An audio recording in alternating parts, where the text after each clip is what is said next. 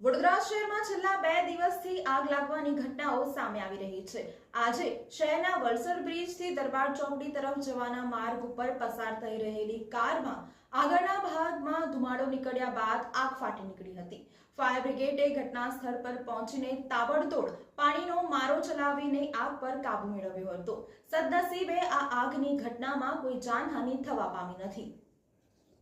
વડોદરા શહેરમાં છેલ્લા 2 દિવસથી વાહનોમાં આગ લાગવાની ઘટનાઓ સામે આવી રહી છે।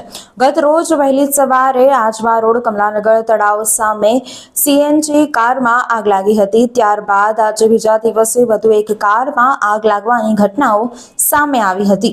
વડોદરા શહેરના વલસડ બ્રિજથી દરબાર ચોકડી જવાના માર્ગ પર એક કાર પસાર થઈ રહી હતી, જે કારમાં આગળના ભાગેથી ધુમાડો નીકળ્યા બાદ અચાનક આગ લાગતા ચાલક સહિત પસાર થઈ રહેલા અન્ય વાહન ચાલકોમાં પણ ફફડાટ ફેલાયો હતો।